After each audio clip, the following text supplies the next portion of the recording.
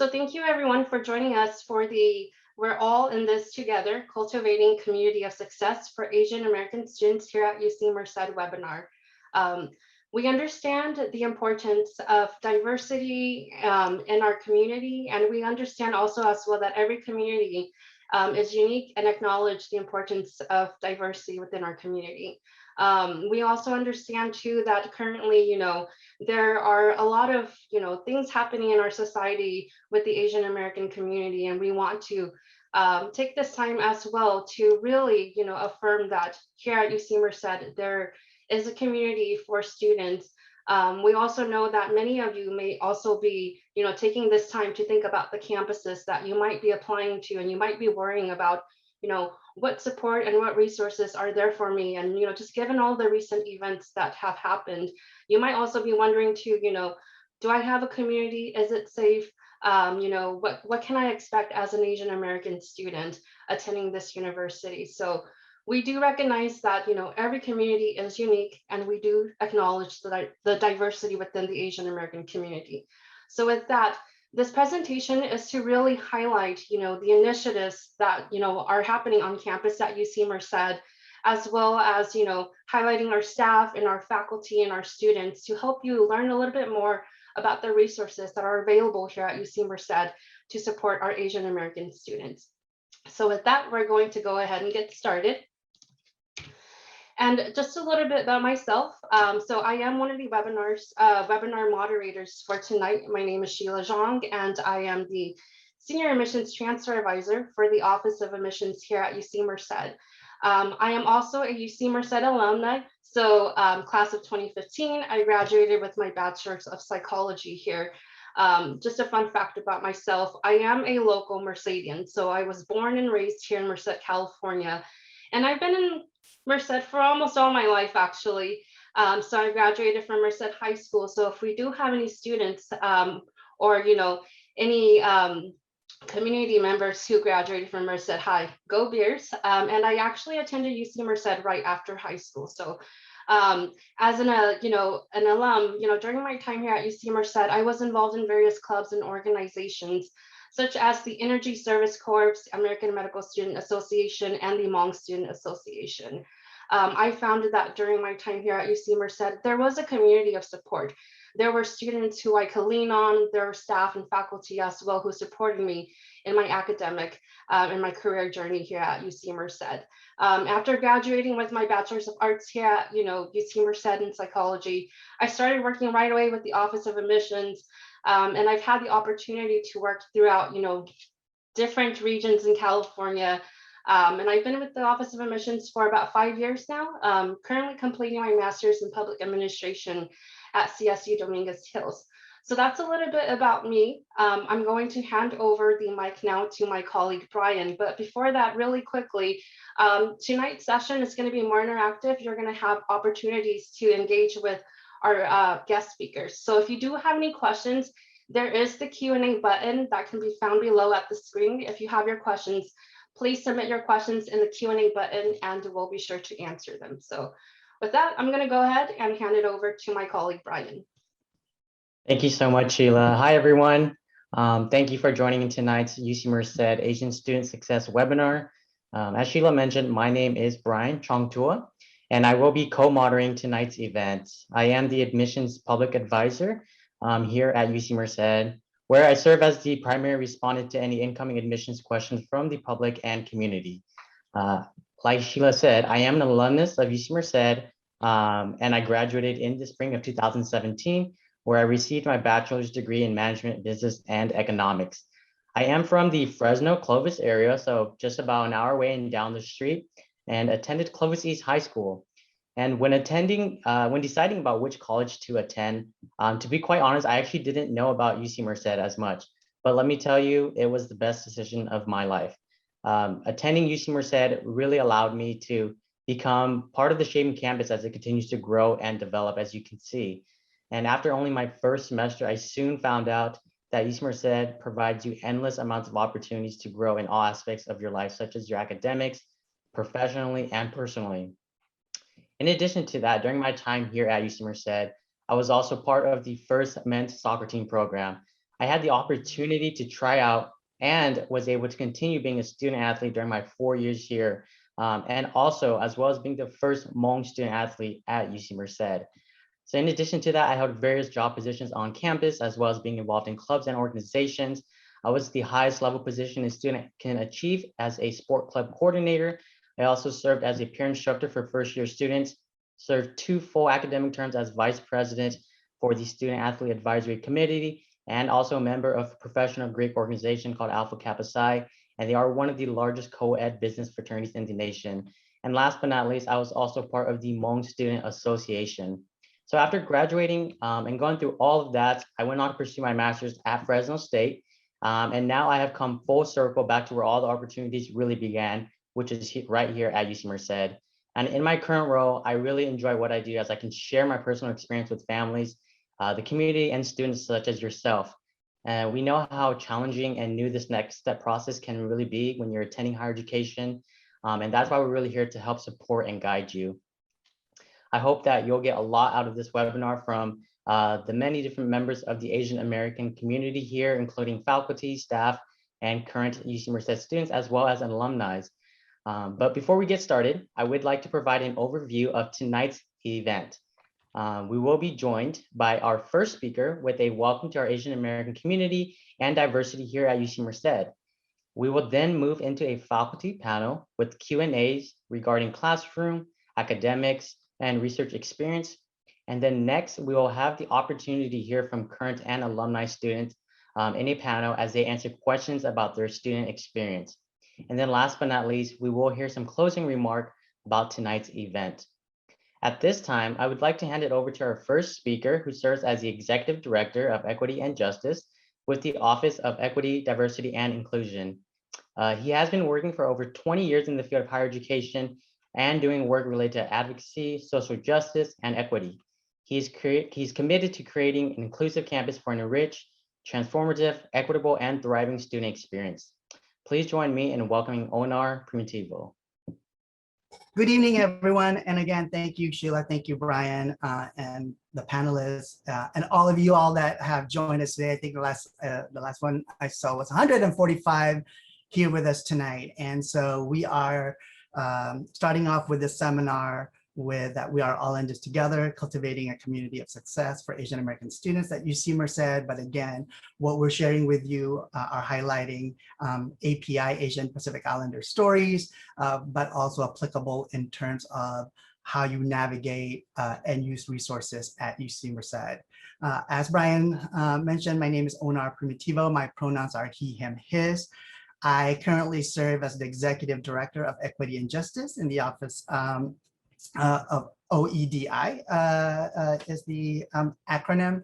And I joined the team of OEDI as of this January. However, I have been at UC Merced for 8 years, and within that different position, but the Office of Social Justice Initiatives and Identity Programs. And we do have some scholar interns that are part of the panel that will share more about their experiences, but also about UC Merced. So the one thing that we always are very mindful of is where we are at and where the university sits. So we do have the UC Merced land acknowledgement, which I will read. Local indigenous people, including the Yokuts and Miwok, who understand the earth as a place for everyone, first inhabited the land where UC Merced is located. When we address diversity on this campus, we do so boldly, daring to look forward and backwards, imagining diversity's demand for the 21st century and the importance of diversity in addressing past wrongs, reaffirming humanity, and ensuring a reconciliatory path of redress for the future. The most prominent path on campus is called Scholars Lane. And as you know, UC Merced has grown. By day, you can see and hear witness the embodiment of our diversity through campus community members working their way across campus, framed by the slopes and peaks of Sierra Nevada. So as an inhabitant of the territory that the Yokuts and Miwok have been here, that we're very conscious of that in our campus. And so part of our work and part of our mission is to really look at the land and labor reflection. So as you hear things, as folks share their stories with you, think about these two questions. What intentions do you have to disrupt and dismantle colonialism beyond this land acknowledgement, right? So how do we create a narrative that's ours? And also understanding the past wrongs, similar to our land acknowledgement. And again, as becoming this Bobcat family, what is your organization doing beyond acknowledging just land and labor that allows you to live, work, and learn, and find joy, find love in this space? So just think about that as our session together. So I think the other piece is for me to share my own educational journey, right? I am a son. I am the youngest of three, immigrant family, and coming from the Philippines, right? Pampanga, right? At 6 years old, and our family were in Seattle, right? And so lived there my whole life. And as the youngest one, really was, I think my dad was like, 2 out of 3 ain't bad. I was pretty much the wild child, as you can imagine, and just really had this just notion of I will be the first one to go to college. My brother did the military and my sister did a technical school, but for a first generation college student that I identify going for 4 years at Western Washington University. Actually, I did a 5-year stint because of my major. I did not excel in math, so the engineering path was not an option. So I went in the visual communication graphic design major. But with 5 years at Western, I was really involved with student organizations. And again, our student panel will talk more about their experiences, but it really gave me this purpose and just going beyond as a scholar, as a student at Western. And because of all my mentors, because of all my connections and all, I would say still my role models to this day, asked me if I was ever interested in going and pursuing my education and getting a graduate degree. Mind you, that I was one of the top designers in my class. I already had a job in Seattle, right? I'm like, hey, what's another 2 years to get a master's degree? So had the opportunity to attend or select and then attend Colorado State University in the program Student Affairs and Higher Education. And what that program does is really look at how students develop in terms of leadership development, in terms of personal development, in terms of growth. Really, again, was an exciting time. And so graduate, that was a 2-year program. And then I graduated and took my first job at University of St. Thomas. And St. Thomas is in Minneapolis or St. Paul, Minneapolis, AKA the Twin Cities, right? And if you are familiar with the Midwest, it's beautiful in the summertime, but folks did not tell me about the winter months. And so I'm not a winter person and snow person. And so therefore, but I did. I made a family at St. Thomas and stayed there for quite a bit. Beyond the weather, right? Because I found my family, I found my community at St. Thomas in the Twin Cities, and then headed off to University of San Diego. Both of them, of course, are private Catholic university. And if you're familiar with University of San Diego, it sits down in Linda Vista, right? Very beautiful campus, and I served there as the assistant director for campus activities. So really bringing in the involvement, leadership piece, and also the different activities the scholars can get involved in. And 8 years ago, joined the family at University of California, Merced. Loved it. This is one of the newer pictures that we have that I'm sharing with you all. And really part of it is it's this calling, it's this vocation, right? Like I don't look for jobs. I based it on my calling. And again, my calling, going back to Western, really was transformative because Western was also an exciting time, but a challenging campus because at that time there was a lot of stuff going on in the town of Bellingham. And so that really sparked my involvement related to social justice, equality, equity, and all that good stuff. And so for our time together, also to share with you is what's going on within our Asian Pacific Islander community in terms of context, in terms of where we're at as a campus and as a Bobcat community, right? So I share with you a quote by Yuri Kochiyama.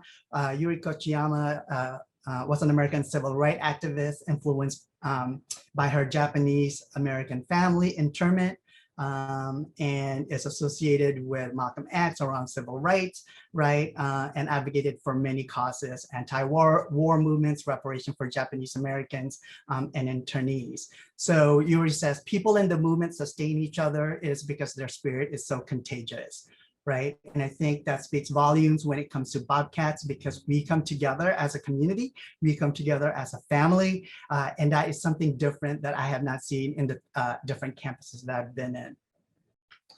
And so for now, we want to recognize all of the folks that have been reported, right? We have the names and some we don't, but really to take a moment of silence. And as you read the names of on the slides are those who have been impacted with the current violence and murders of what's going on within API or Asian Pacific Islander violence and murders around our country. So if we can take a moment of silence, I would appreciate it.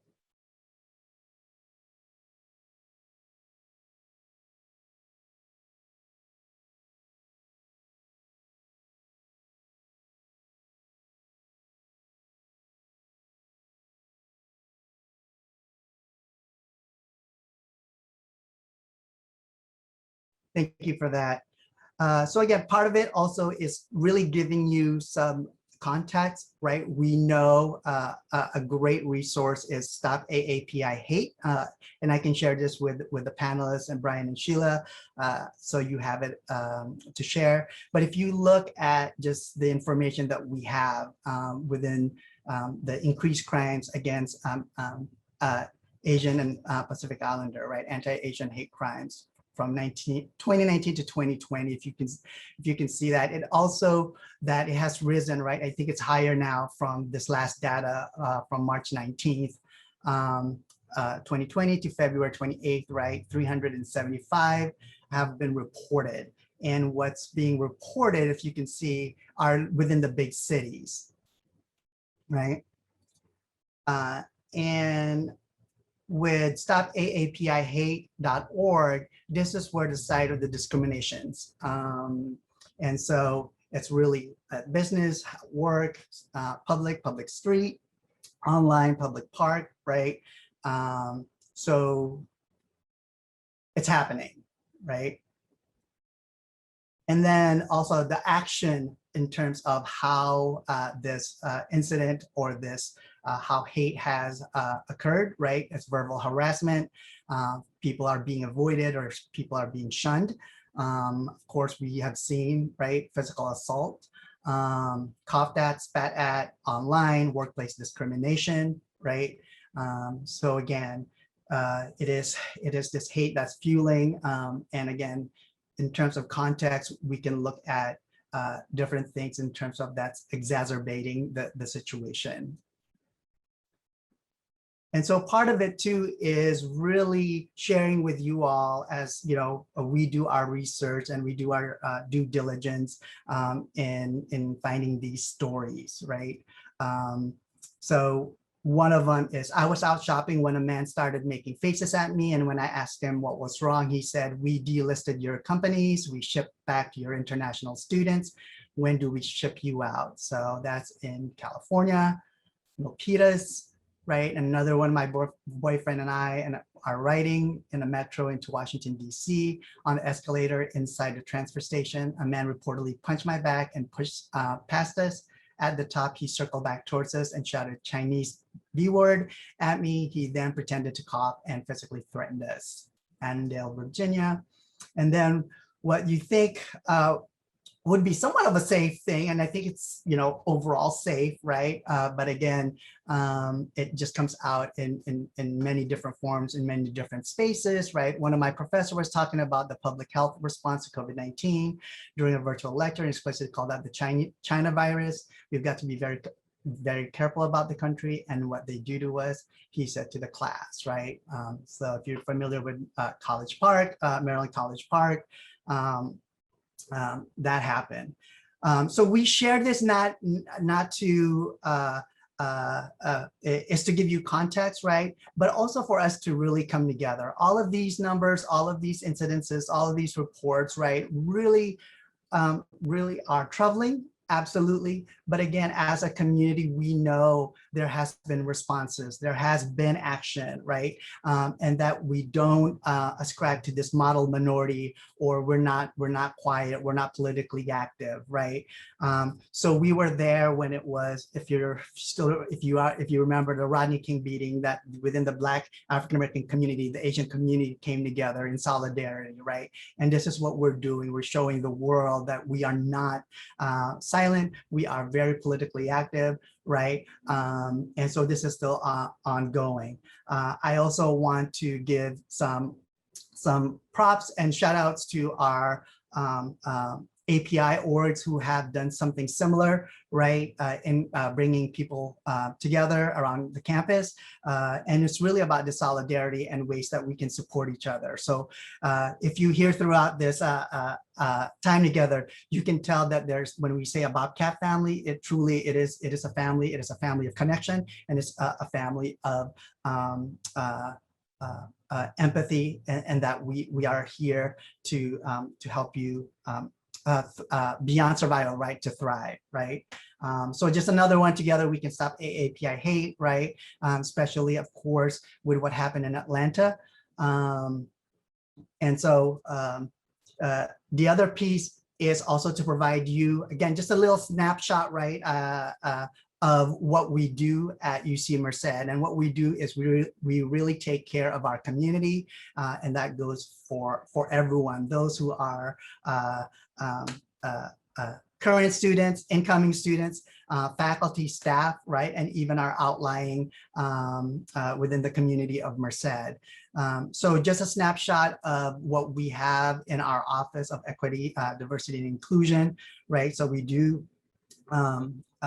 in our office, we really talk about the people first, right? But we also focus on the work of anti-oppression. And again, highlighting the PACE, the Filipino American in Science Engineering, who did our first radical healing, and again, really amplifying that our students care, and our students, scholars are very active when it comes to disruption, right? And also bringing the community together.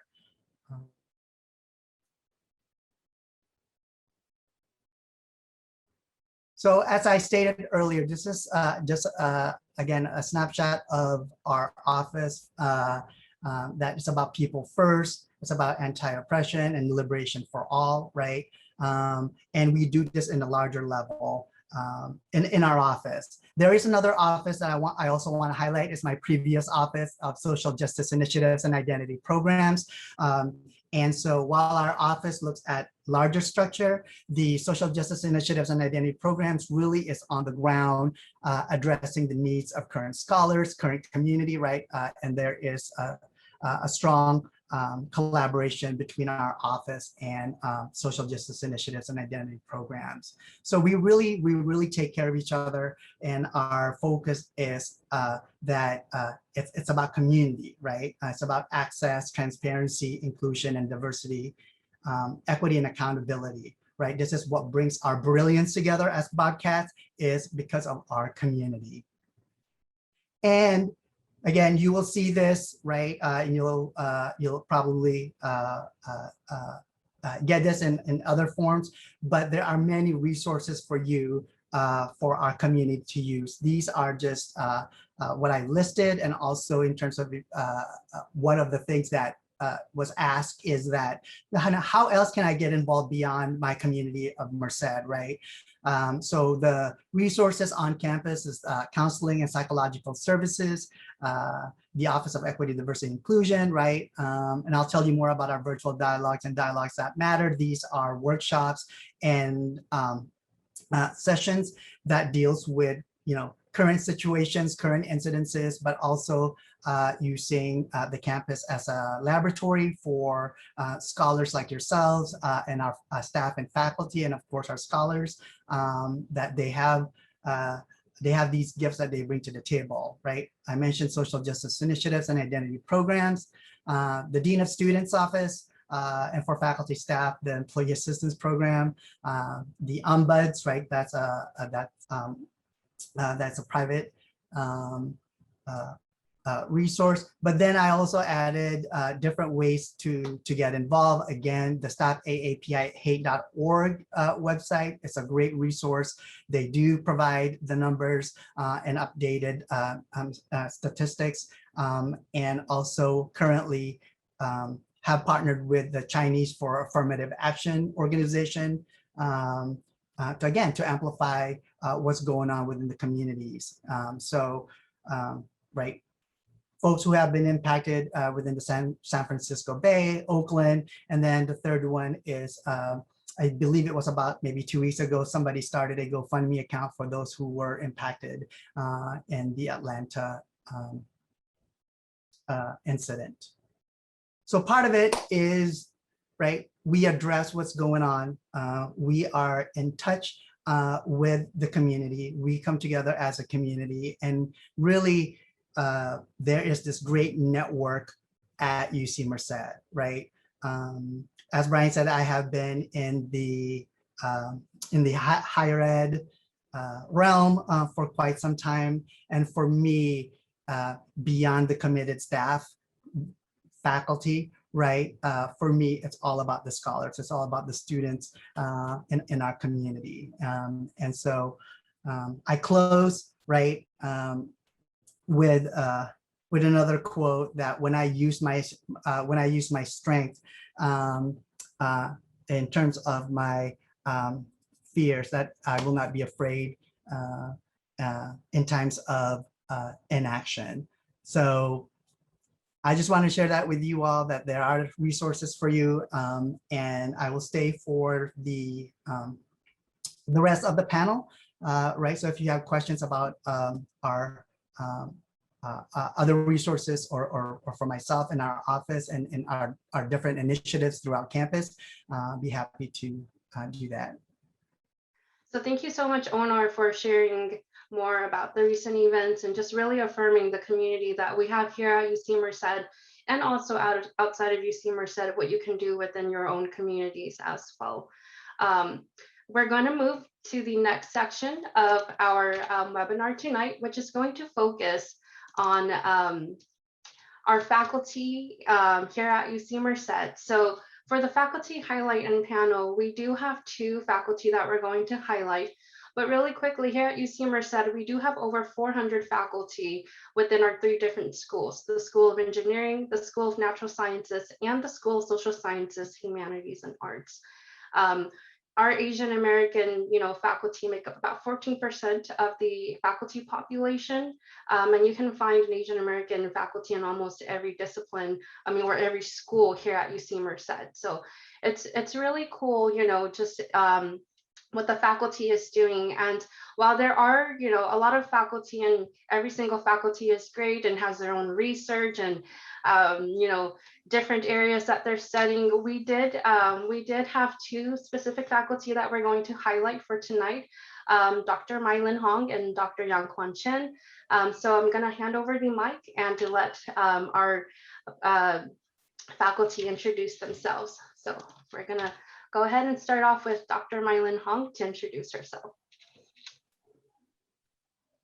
Good evening, everyone. I'm really glad to be here and really happy to see a crowd of Asian American potential bobcats. My name is Milan Hong. I'm an assistant professor of literature focusing on Asian American and Asian diaspora literatures. I also have a pretty varied background, as you might see in the slide.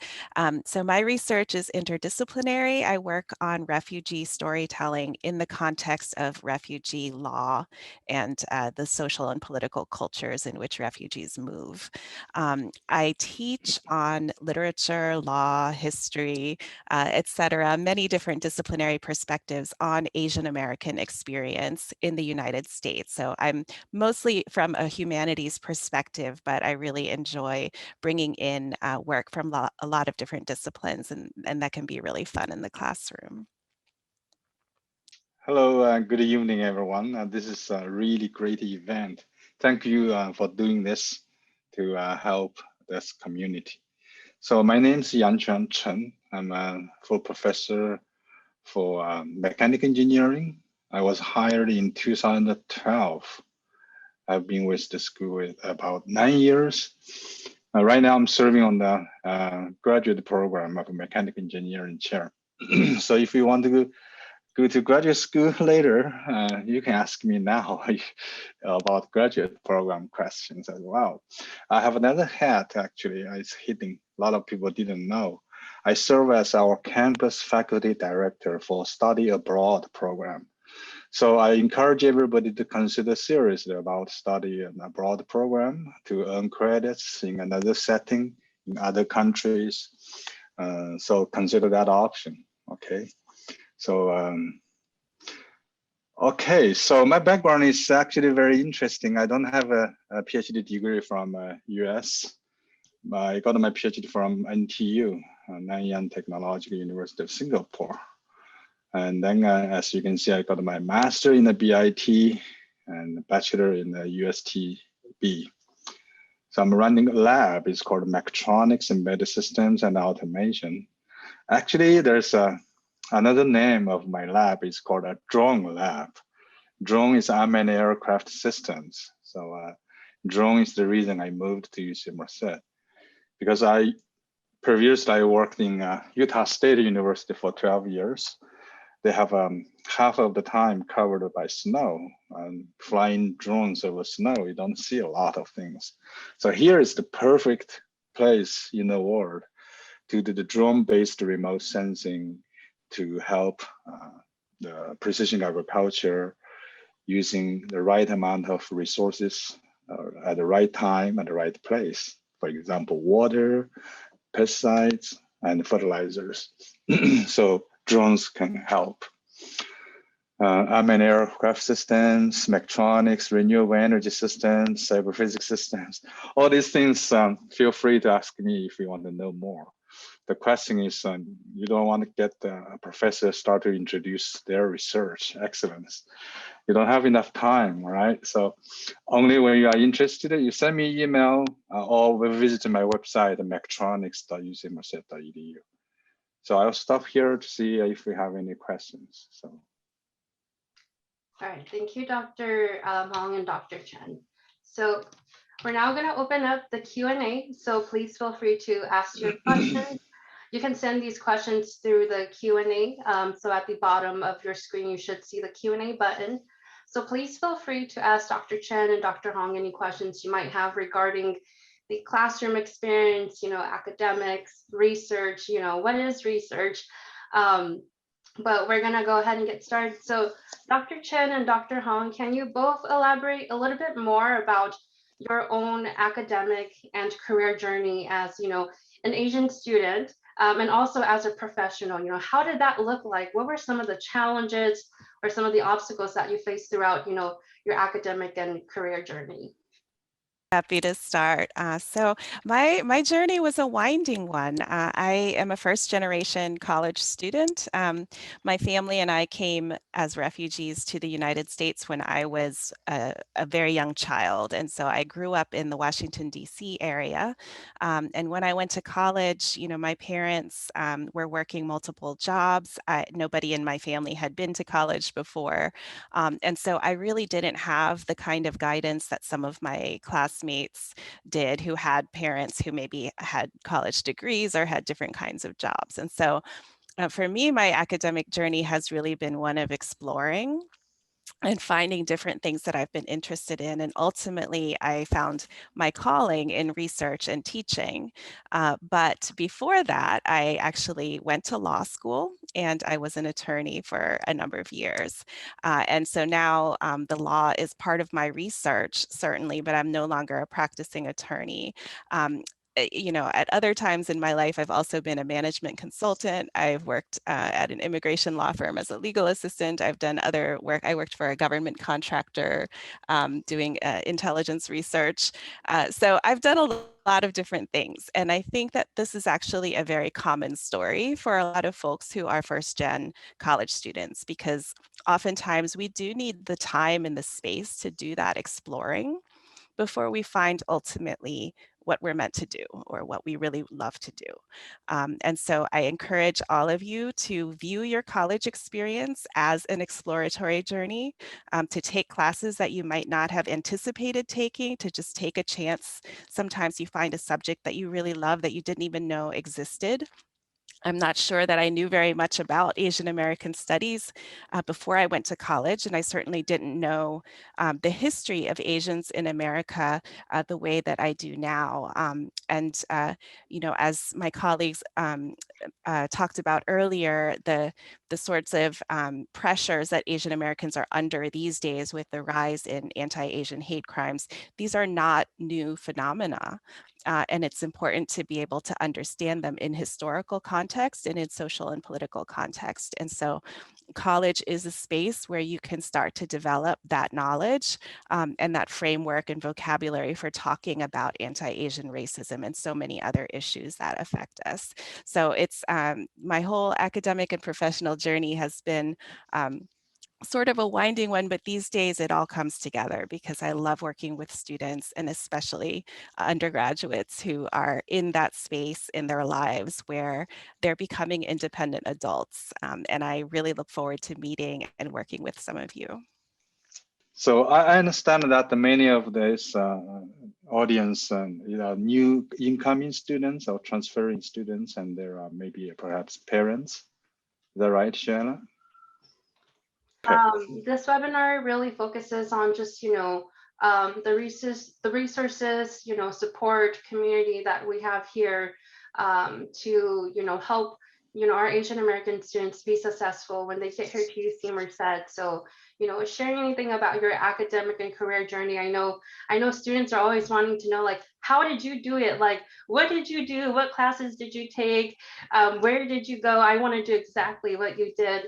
I know it's always nice to share your personal experience and your own journey with students. And, you know, I think it's nice to just let students hear how you did it. And, you know, I see. How was that for you? Okay, so I was joking that academic world, you need a US PhD degree. So I don't have one. So I jump in from window. So not from the front door. So I was joking on that. So just let you know that in here, anything is possible. If you put in efforts, you will be able to achieve what you wish. So the question is, you need to ask yourself, what do you want to become in the future? And there's an old saying that you better to put your target higher. You aim high, then you can reach. You can reach there. Okay, so if you aim lower, so perhaps you will never actually happen to reach higher. That's not possible. Don't try to fool yourself. So I use this principle for myself. So I never dreamed to be a professor in the United States, having only a Singapore PhD degree. So, but it happened, and I follow my ambition, the philosophy of putting higher standard of our work. So I worked in the company for 1.5 years. I filed 18 patents. So so just driven by the strong curiosity. Then when I joined as a faculty interview in Utah State, there was a question. So why you give up a company work, a job, and want a professor's position? So why you make that decision? So here's my answer. So being a professor, you can define a problem to solve. While as an engineer, you are giving a problem to solve usually. So there's a big difference in there. So that academic freedom is that what attracted me a lot, guided me through the years. I worked in Singapore for 1.5 years. I said 18 patents at that time. It's a disk drive industry called Seagate. Today, you buy a drive, hard disk drive. Most likely, it's from 2 companies, Western Digital or Seagate. I worked in Seagate. So today, all those drives are still running off those patent results.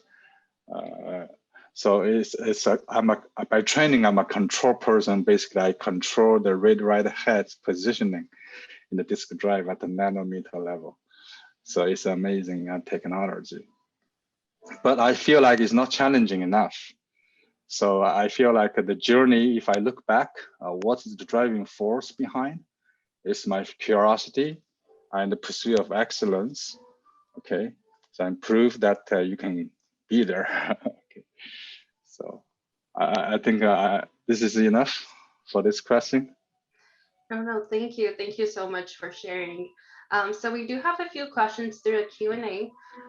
So how many students participate in undergraduate research? And also, what are some common topics of research, and the different schools that you both teach for? So first, I should say that I'm new to the University of California. I am actually so new that I'm still in Pennsylvania at the moment. So this is my first year at UC Merced. So that's just to say a little bit of a caveat that that I still have some things to learn about the culture of undergraduate research and other topics at UC Merced. But I can say that for me, it's very important to have undergraduates be involved in research as early as possible. And as Dr. Chen was saying, the difference between having a profession outside of academia and being a scholar in academia is that you are defining the problem that you want to solve. And it's really important that you make that bridge from high school, where you're sort of learning a body of knowledge that's sort of set already for you. There's a curriculum, there's certain material that you're supposed to get through. You have to take a test on it, most likely. And then, somebody evaluates whether or not you've learned it. Well, once you get to the university level, you're going to kind of make a transition to asking questions yourself and understanding knowledge as something that is always changing and evolving and something that you can participate in. And so we say, among academics, we say that we're producing knowledge, we're creating knowledge. And that doesn't mean that we create it out of thin air. We create it with the disciplinary tools that we learn in college and in graduate school. And so depending on what discipline you're in, those are the skills that you're trying to learn. So if you're a scientist, you might be in a lab. If you are a humanities researcher, you might be reading in a certain way and looking at certain types of books and looking at theories. If you're in music, you might be doing a completely different thing. But depending on what discipline you're in, undergraduate research is the space where you start to learn those skills and gain those tools to participate in the creation of knowledge. If you come into the classroom, and all of you come into the classroom with your own particular family history, your personal history, the forms of knowledge that you already have. And college gives you the opportunity to kind of, take that to the world and say, this is where I'm coming from. These are the questions I want to answer. These are the values that I bring to my research. And so undergraduate research is your chance to work with a professor, to work in a lab, to work in a space where scholars are working, to start to practice even more skills and to build on the knowledge that you have. Excellent. So let me ask you one question before I focus on the undergraduate research, some advice I can give. I'm serving on UROC, it's called Undergraduate Research Opportunity Council. As a faculty mentor for a number of years. So I'm in a good position to give you advice on that. But before that, let me ask you one question. So everybody here, welcome to a Bobcat community. So do you know that the top 3 bragging point for UC Merced? Okay, I'm sharing my top 3. Then I tell you number 4. Okay, so top 3, the first one is we are now in the top 100. We are number 97 as of last year. Okay, nationwide. So you can see the ranking. Number 2 bragging point to me is UC Merced is the number 1, the first university in the world, okay, declared carbon neutrality last December 2020. So this is the only university so far I can tell you, okay. That's number 2 bragging point. Number 3 is the diversity. You can see that we put a lot of efforts in here, like tonight's event is part of that. So we are in a very leading position, okay, across the world on diversity, DEI, equity, and inclusiveness. So number 4 actually is the topic I'm going to share with you. It's called undergraduate research. Okay, so if you are in a very big university, you become a nobody immediately. Okay, but in UC Merced, it's different. You get lots of attention from professors, faculty members, and also your advisors. So they are always ready to answer your questions. So say, for example, I already personally, across my 20 plus years, I mentored in person, like over 200 undergraduate researchers in my lab, okay? In Merced, I already mentored over 100 for sure, okay? So this undergraduate research, I would like to suggest this is the place. This is the aspect that you should leverage, make use of that advantage in using Merced. So relatively speaking, you have much better chance to get involved in the undergraduate research. So we have dedicated undergraduate research opportunity council. They have many positions, I mean paid positions, okay? Think about it. So you got paid to have fun, okay?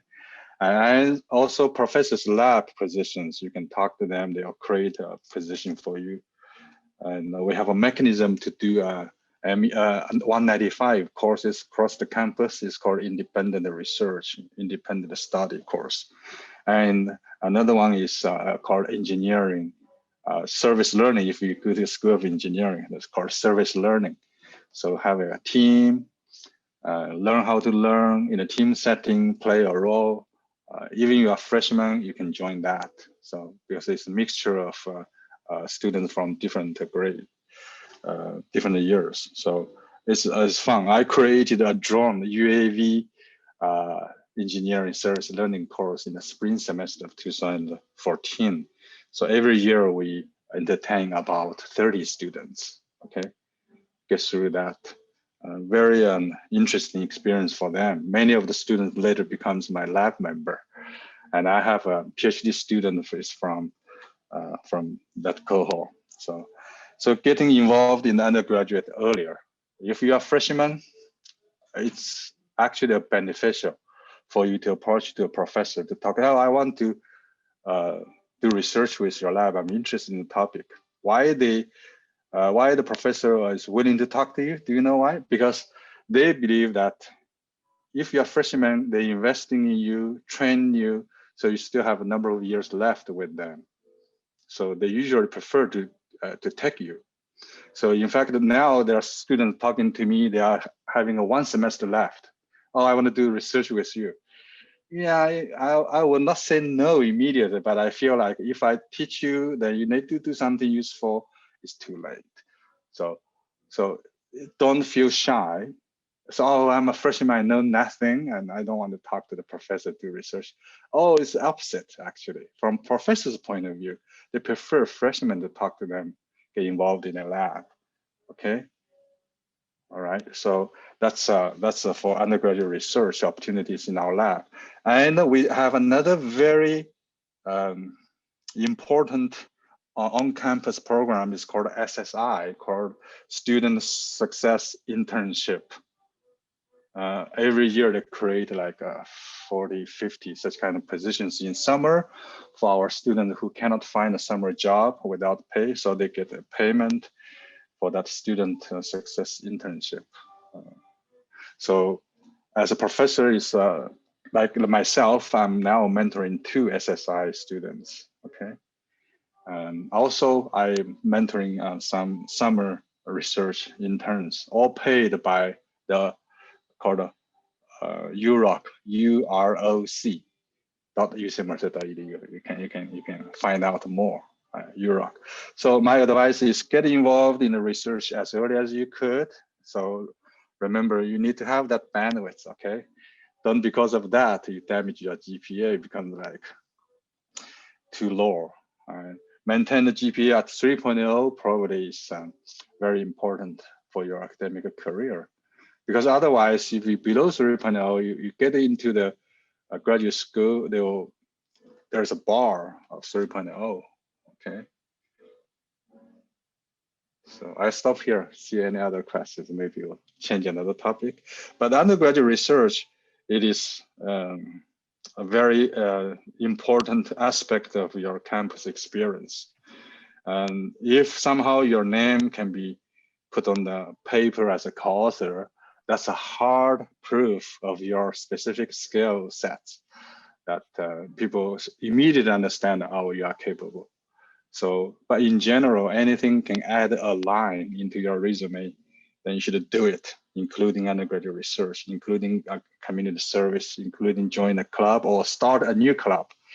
So that's, I forgot number 5, bragging points. This is a new university, and you can join this university, become a pioneer. You can start something new. You can create a tradition. So that's another beautiful side. Like myself, I started AIAA club with a student. I'm still serving on the founding faculty mentor of the AIAA. It's American Institute of Aeronautics and Aerospace Engineers. So, and now we are doing IEEE, so Electrical Engineering Institute club. So being a robotics club, I'm mentor for robotics club, AIAA, and the electrical engineer. So join undergraduate research as early as you can, join a club, have some, or start a club, okay? That's a beauty of joining a UC Merced. So a lot of things you can create, okay? Thank you so much for, explaining about research and also joining clubs. Here at UC Merced, I know you both teach a variety of courses, but do you have a favorite course that you enjoy teaching and why? Okay, answer this one first. I was hired as a professor of mechatronics. I create a mechatronics course in here. Mechatronics means the intersection of 4 parts. One is mechanical engineering, electrical engineering, computer engineering, control systems. So the intersection part is called mechatronics. And you are surrounded by things called mechatronics, like your washers, dryers, your refrigerators, your microwave. Those are mechatronic devices, okay? You have mechanical parts, you have electronic parts, control parts, computer, and so on and so forth, including robotics, including vehicles, including drones, okay? And the cars you drive. You know that some of the cars you have may already have more than 20 computers in the car, inside the car already. It's a car itself is a mechatronic system. So I teach that. It's my favorite. I believe mechatronics, mechanical engineering, computer engineering, even bioengineering, they should take this course. I love this course. I taught this one every year, in the last 8 years. 8 years. This is my favorite course I teach. I also teach UAVs, drones. So we train the drone professionals so that you can pass the exam, you get a drone license, okay? So when you have that license, the job may find you. You don't have to find a job. So That's a beautiful side. But my former PhD student now is teaching this course in summer and in spring, twice a year. So a lot of opportunities. We also have a drone engineering service learning to identify a community, what kind of problem could be solved by using drones. So that's another one. I'm teaching, I told you by training, I'm a control guy. I do controls, right? So you have control systems all over yourself. Like you have a temperature control, room temperature control, and HVAC, okay, air conditioning. All these are controls, including yourself. You are under control, right? So you don't control your fall on the floor, right? So so control is my core competence. I train in that. So I teach different graduate level courses like linear control, nonlinear control, robust control, and so on and so forth, and optimal controls. So all this type. I rotate. Every 3 years, I teach a graduate new course. Then we'll have 3 courses to rotate every year. So like this fall, I'm going to teach nonlinear control. So. Right. So thank you, Dr. Chen. All right, Dr. Hong, how about you? Do you have a favorite course that you teach here at UC Merced? So that's a tough one because I have a few favorite courses, but in general, I teach courses in race and ethnic studies and in literature, of course. So I would say my 2 favorite courses to teach are the Introductory Asian American Literature course, which at UC Merced is taught as Literatures of Asian America. And my reason for loving that course is partly that students come from all different disciplines to it. Like people have different reasons for taking it. They might be, majors in something completely other than literature, but they might have an interest in learning more about the experience of Asian people in the United States. Some of them are Asian American themselves, but many students who take it aren't Asian American. And the interesting thing is that almost all of them realized very quickly that there was a lot missing from their prior education. And that was the case for me too. It's the case for almost everybody in the United States. When you go through the education system, you learn almost nothing about Asian American history, culture, literature, civil rights, etc. And so to start to have a history to look at when previously you might have taken English classes and never read an Asian American writer, or maybe read one. It can be really eye-opening for students to see all of a sudden like a whole universe of, Asian people in the United States doing all kinds of things. Asian American Studies is a field that comes out of civil rights activism from the 60s and 70s, and that's something that a lot of students don't know before coming into the class as well. So all of this gives students kind of a new consciousness of who they are in society.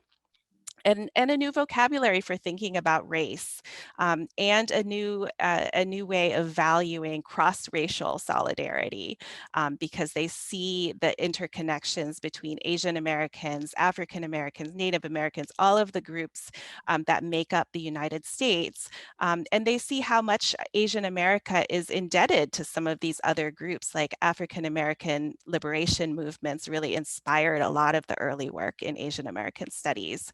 And so we start to understand, present day racial politics as part of a longer history, and that's really important to being an engaged citizen. And so that's a great course to teach. The other course I really love is Race, Law, and American Literature. I've taught that for a number of years at my previous institution, and will be teaching it here as well. But in that course, I introduce students to legal documents. So some folks come to the class because they're interested in going to law school, which is something that I did. And so I do actually teach them some skills from law school, like how to read a legal case. But the fun part is that students see that, judges writing court opinions and, senators and representatives who write laws, like these are all normal people. They are not necessarily amazing people. They sometimes come to their work with a whole set of biases. You know, they can come with all the faults that human beings have. And so when you start to look at these documents, it can be very empowering to start to understand the legal structures and the political structures of the country that you live in a new way, to say, well, hey, you know, I, as a reader, have the ability to understand the structure here and what's underlying these legal arguments. And I understand that this court opinion is, you know, it can be a lot of BS sometimes, or it can be, you know, really strange and really illogical. And so students start to engage with, you know, with the world that they live in a different way. So that's a really fun course. I received a message from a student asking what that course was called. So that's Race, Law, and American Literature. And there's different forms that I teach it in. In the fall, I'll be teaching it actually as a thesis course that's sort of preparing students to write their senior thesis. But in other semesters, I'll be teaching it as a standalone literature course that's open to all levels. All right, thank you so much. So we are at the end of our time. Just really quickly, do you have any advice or tips for the students and, you know, parents or educators in our audience? Okay, I have a quick one. I forgot to mention when I talk about undergraduate research.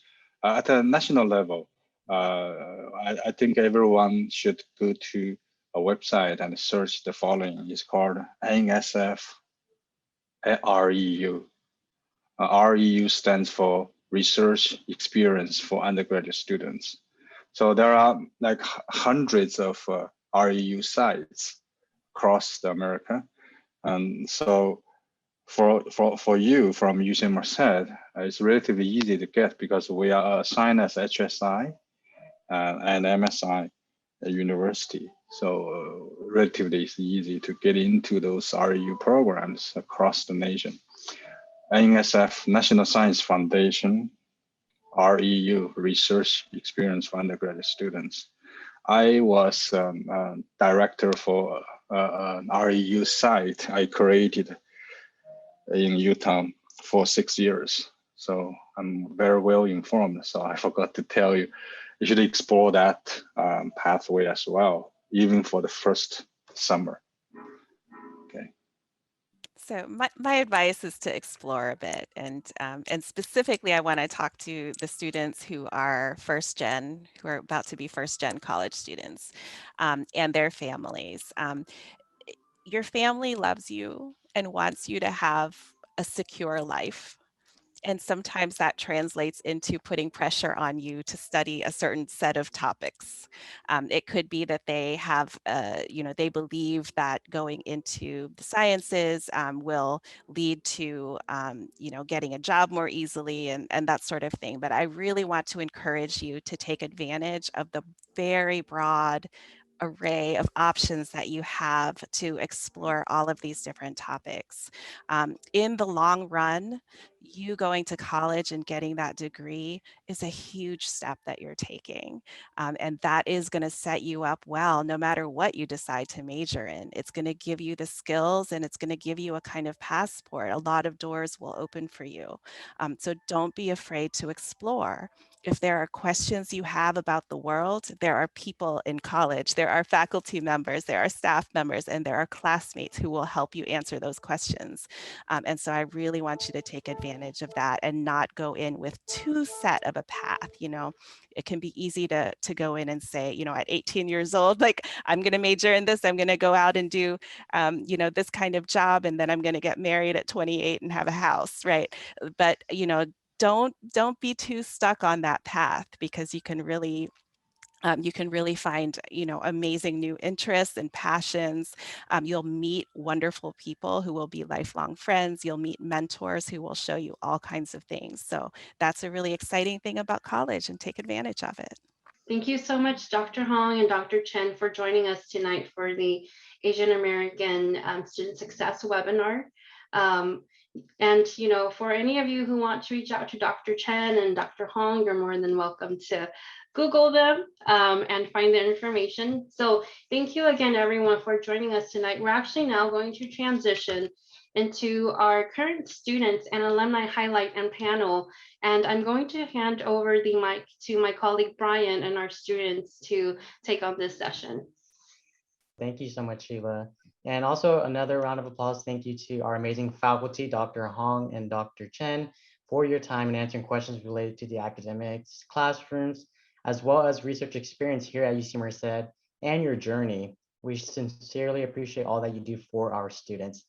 Now we will be transitioning to our current student and alumni highlights and panel portion. For the 2019 and 2020 academic years, our undergraduates by ethnicity for Asian and Pacific Islander is approximately 1,600 students, which is about 19%. And we are proud to serve as one of the most diverse UC campuses. And as we mentioned, if there are any questions that you have, feel free to utilize the Q&A feature, and we will be moderating those questions and our students will be able to answer it live. But first, we're just going to allow some time to let them introduce themselves, and we'll go ahead and begin after that. So I will now pass it on to Jude. Thank you, Brian. Hello, everyone. So my name is Jude Gonzalez. I'm currently a third-year political science major, he, him pronouns, from up north. And if there's anything you need to know about me, I am a dancer. So I was a dancer and choreographer for the intro movement dance team, as well as a PAA cultural modern dance branches as well. So what is PAA? So PAA stands for the Filipino American Alliance, and I served as their Director of Social Affairs for that, and currently serving as their events coordinator for the professional branch, Filipinx Americans for Science and Engineers. And hopefully with all this experience, I get to expand my knowledge of the Filipinx American identity and hopefully teach that and implement critical race and ethnic studies in our education system in the future. And with that, I will pass it on to my colleagues. Thank you, Jude. Hi, everyone. First off, I want to say welcome to the Asian American Student Success webinar. My name is Taylor, and I am a fourth-year human biology major at UC Merced, and I am from Fresno, California. And first, I want to get into a little bit more with my current involvements on campus. I am a founder and current president of a new organization on campus called Pre-Med Central, and we are in our only second year of being established, but we do have over 200 members. I'm also part of a social sorority on campus called Phi Mu, and I'm a part of Global Medical Training, which is where I get the opportunity to take part in medical missions trips, and I get to provide medical, pharmaceutical, and dental care to communities, low-income communities outside of the US. I'm also part of more cultural organizations, the Hmong Student Association, the Filipino American Alliance. I'm also a mentor for the Bobcat Biology Mentor Program. I'm a part of Society for Medical Sciences, and I'm also a student specialist for the Interlibrary Loan Services. And currently, I'm applying to post-baccalaureate programs for my gap year. I am a pre-med student, and so in that same year, I will be applying for medical school. And I will now pass it on to Danielle. Hello, everyone. My name is Danielle Gasmar. As you can see on the screen, I'm from the East Bay, San Leandro, California. I am a third-year economics major with a natural science education minor. And so I aspire to become an educator somewhere in the K-12 system. And throughout my undergraduate experience so far, I've been involved in Filipino American Alliance as their former cultural coordinator. And I currently sit as the president for Filipinx Americans in Science and Engineering. And I am a lead scholar coordinator for the Office of Social Justice Initiatives and Identity Programs. So that's a little bit about myself, and I'll pass it on to Gloria. All right, thanks, y'all. Good evening, everyone. So I am Gloria. I am an alumni of UC Merced. I was class of 2018, but what I am doing now is that I'm a third year in the Quantitatives and Systems Biology program here at UC Merced. I am a current graduate student in the maternal lab studying early development in zebrafish. So a few other things I was involved in, especially in undergrad, is that I was involved in students advocating for law and education. So this is a support group for undocumented students. And I was also a part of research in the Binlu lab tracking Rosette movement. So if you have any questions about graduate school or biology, that is what I am here for. Thank you all so much for your introductions. So we now are going to move on to the Q&A portion. And for the first question that we have here will be towards Jude. how was the transition from high school to UC Merced, and what really helped you most during this process? Thank you, Brian. So I was part of the Upper Bound program during my high school career, and that has been a really large factor in helping my transition from high school to college because I've learned how to take college courses over the summer throughout their program. And while I did transfer during my senior year in high school and went immediately into college right after that, they were my support system to help me gather my thoughts and help me prepare for everything else that I needed to accomplish during my freshman year in college. And not only that, I did get involved my freshman year and just having another club like the Filipino American Alliance, being there in like a Filipinx American community out there, supporting me and being my friends right there were a great deal in helping me transition from high school to college. Thank you, Jude. And this next question is for Danielle. How can UC Merced support first-generation Asian American students? Are there any programs that can help them both in academics? Yeah, I love that question. As a first generation student myself, it was definitely a huge transition to get into higher education. So I get that question.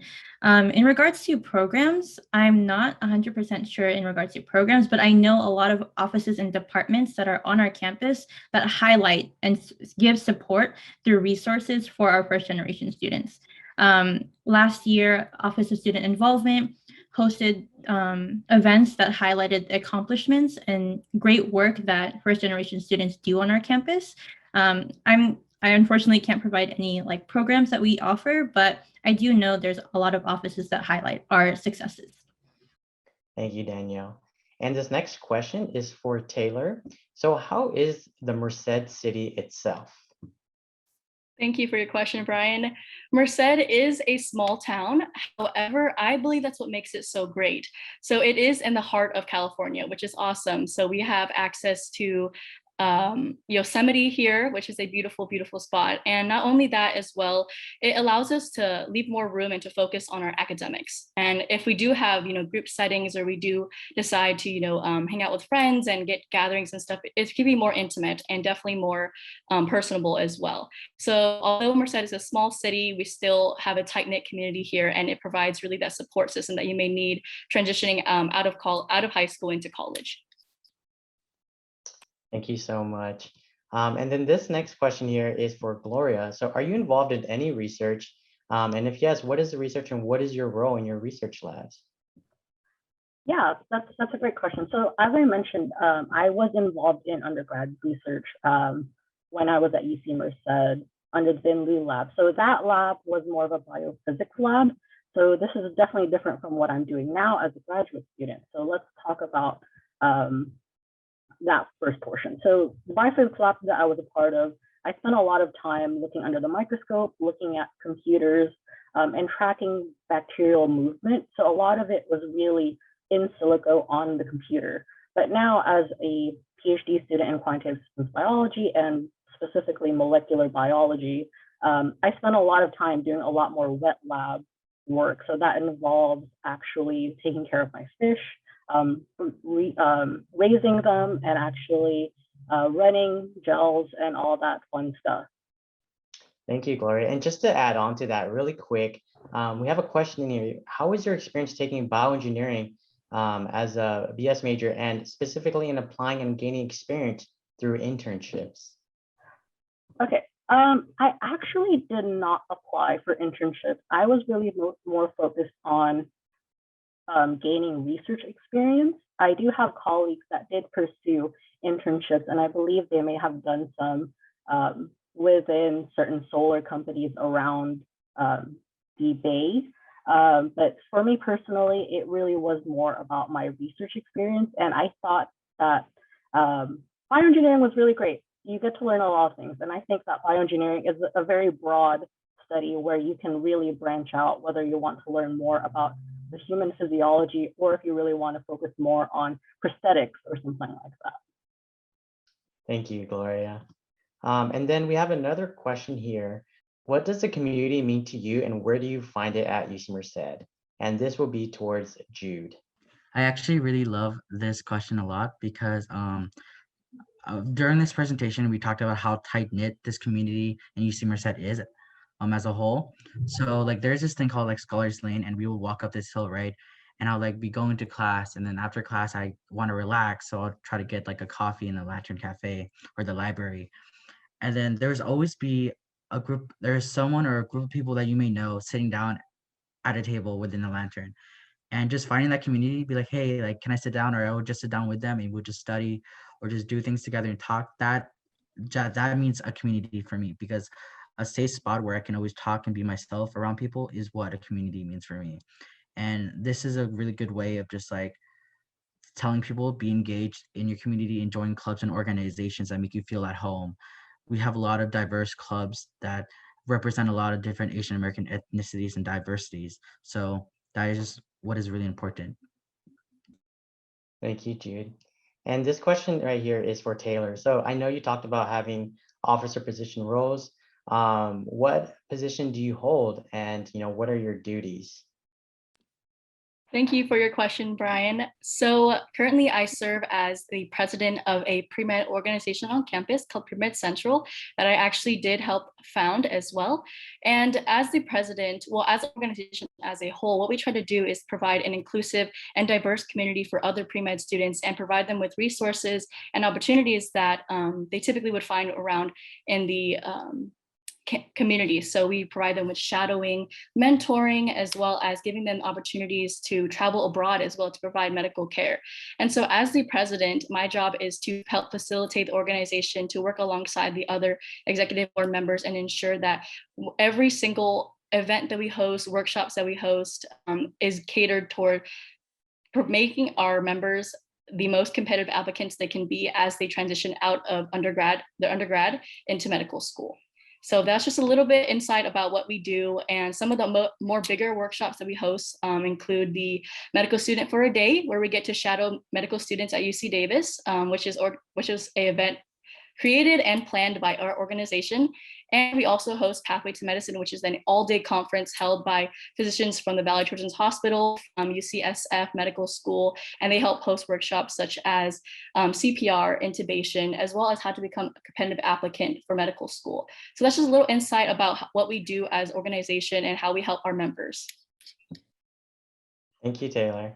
And then we do have another question in here, and this would be for Danielle. How is the food at Merced, and is there any Asian cuisine? Yeah, I love this question. Coming from the Bay Area, I eat a lot of varieties of foods. So coming to Merced, it was definitely a transition, I would say. There's limited options, but the options that we do have are awesome.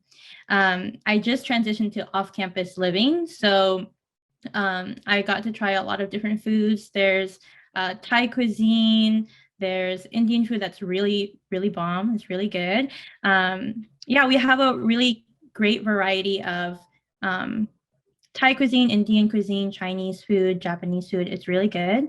Definitely try. It's local, so there's not a lot that you can get outside of Merced that's like the same. So yeah, I think there's really great options of Asian food. Other than that, there's a lot of other local mom and pop shops that are really great too. And it's just a great opportunity to explore because we're really small, but we got really good food. Thank you, Danielle. And this one is for Gloria. So how do you actually balance time with your academics along with co-curricular activities, having jobs, and also your social life here at UC Merced? That is a very good question. I tend to spend a lot, well, maybe not a lot of my time.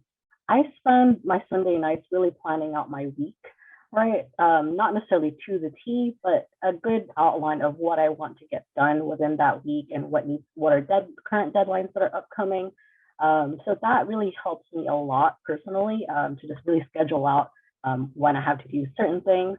But then in terms of balancing a social life as well as academics and like also TAing, I do a lot of my downtime, like lunch or something like that, with friends. So a lot of my co-extracurricular activities are spent with my friends. So it's really like double dipping. So I get to have fun and also still do the things that I really like to do. Awesome. Thank you so much, Gloria, for sharing that. And then this question here is for Jude. Can you address the topic of campus safety? And also, do you feel safe on campus? Yeah, okay, so fun fact, I am a tour guide. So I love bragging about our emergency blue poles that we have on campus, right? And when I mean bragging, I brag about how dusty they are. So we do have a Merced Police Department on campus. And so if you like basically press these emergency blue poles, we will have like police officers come escort you if you ever feel like you're in danger. But the reason why they're so dusty is that because our campus is just so safe and there's been no like specific or like rare occasion for students to actually use them. Awesome. Thank you so much, G, for sharing that. And then another question that we have here for Taylor is, what is the most challenging class you've actually taken? So I am a biology major. So I have taken a huge variety of bio, chem, physics, a huge wide range that I can't even name them all right now. But definitely, I think that a difficult course for me was biochemistry. It was a mixture of both bio and chem, and it did take a lot of practice and studying and study groups. However, if you put in the time and the effort and you put in the energy that it takes to learn the material and you take advantage of all the resources on campus, such as peer tutoring, such as your professor's office hours and attending all your lectures and your discussion sections, that will definitely help you pass your courses and give you all the materials and give you the confidence as well to go through those courses, even when you feel that they are difficult. Thank you, Taylor. And then this one, we're actually going to go back to Jude. Are there any internships or clubs for political science, or could you elaborate about any opportunities there? Yeah, of course. So first let me talk about internships. So there's a lot of different opportunities that are actually granted to students right away. First, we have for incoming freshmen, student dens. So student dens serve as a really nice purpose to kind of help transition to online learning for freshmen, because during this pandemic you can't go in person for classes, and student dens kind of served as an opportunity for like supervisors and faculty to give them the resources that students need. But then we also have a program, an app, mobile app called Handshake. And Handshake is basically where you can find many jobs, opportunities, and internships, along with many different like professional way of presenting yourself on that program, on that app. So it's a really nice network that I highly advise everyone to use. And then another option that I want to mention is Center of Career and Professional Advancement. So not only can you get help on your resumes, mock interviews, cover letters, and all that, you can also ask for internships that they may have available for you. And as a political science major, there's many different partnerships with UC Merced with other law clinics locally and law firms. So that's a really good way. And involving yourself with other pre-law organizations, for example, the Merced Pre-Law Society. Those are nice connections within your network to really advance you and a step further going into that career and everything. Thank you so much, Jude. So we are getting towards the end of the Q&A for the student panel, and we do have time for one more. And this one is for Danielle. So I know there's something super exciting coming to our campus. Can you share with us a little bit more about the development of what you're working on and what your role is with this, and share with us all? Yeah, awesome. I first off want to appreciate the opportunity. As I mentioned before, I am a scholar coordinator for the Office of Social Justice Initiatives and Identity Programs, which is also a mouthful. But yeah, so I am leading an initiative for an Asian and Pacific Islander Resource Center on our campus. I have gathered a group of undergraduate students to work together to have a physical center to show support and solidarity for our successes through resources and mentorship. We are in the development phase, so hopefully sometime in the future, maybe for prospective students, you can see it come to life, but this is in development as of now, and we are working alongside the Bright Success Center with Alejandro Delgadillo, and Dr. Grady, who is our Associate Vice Chancellor of Dean of Students. And yeah, it's a really great experience, especially leading it with a lot of other scholars that want to see resources be provided to you all in the future. So yeah, that's what we're working on. Thank you so much, Danielle, for starting that initiative and sharing with what's to come to our campus. We're super excited to have that. And again, very excited. So thank you so much again. So that is all we have time left for our Q&A student panels. Thank you so much, Danielle, Jude, and Gloria and Taylor for sharing your student experience. Super excited to kind of what's to come. But if you ever want to get connected to any of our current students and alumni, please don't hesitate to reach out to us. We're more than happy to connect you and help. But I'm now going to hand it off to the Director of Admissions for closing remarks before I also close out the program. So please join me in welcoming Justin Noji. Hi, everyone. And again, we'd like to thank all of our panelists, faculty, and staff that participate in tonight's events. One of the things that we hope that you recognize is that we recognize the diversity of the Asian American community at UC Merced, and how those different cultures and experiences that you bring with you to our campus are both relevant, useful, and contribute to the vibrancy of our student body. By attending this presentation night, you've indicated your commitment to higher education, and we hope during the presentation and hearing from our faculty and staff that you know we're committed to you and your success, however you define that, whether that be research, graduate school, professional school, learning more about your community. Please know that critical thought, intellectual curiosity are central to the University of California experience, and we encourage you to take full advantage of all the options that are available to you at UC Merced. Again, I want to send a huge shout out to our faculty, staff, and students for sharing their own personal experiences.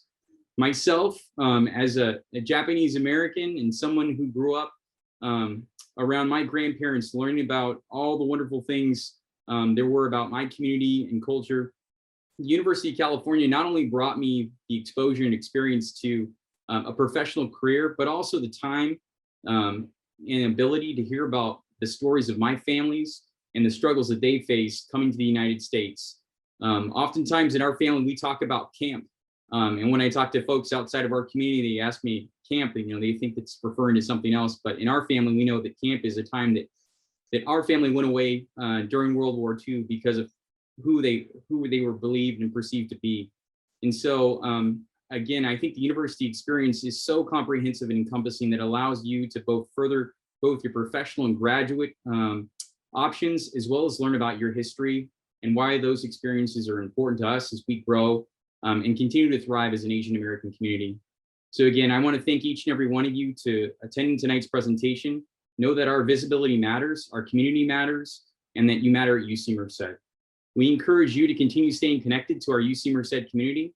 You can reach out to our staff, our students, and the faculty who have provided their contact information tonight.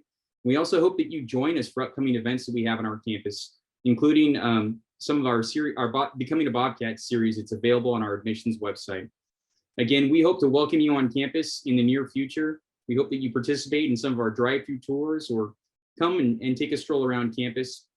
And again, thank you so much tonight for being a part of this discussion during this very important time in our community. Brian? Thank you to our Director of Admissions, Dustin Noji, for his closing remarks. And then also another huge thank you to Dr. Hong and Dr. Chen, and our student panelists, Danielle, Jude, Taylor, Gloria, for sharing their student life experience and campus involvement at UC Merced. And of course, a huge thank you to all of our participants for joining us today. Just some last minute things. You can find the recording of this webinar by visiting our YouTube channel called Life at UC Merced. Please allow a few days for us to upload this recording, and feel free to subscribe so you don't miss out any videos. And then don't forget to register for tomorrow's event at 7 p.m. called Student Support Programs at UC Merced. You can also find more events at admissions.ucmerced.edu, become a Bobcat. And then again, once again, on behalf of the University of California, Merced, with the Office of Admissions, my name is Brian Chongtua. We want to thank you for joining our Become a Bobcat series. We're all in this together, cultivating a community of success for Asian American students. Thank you for your attendance and have a fantastic rest of your night.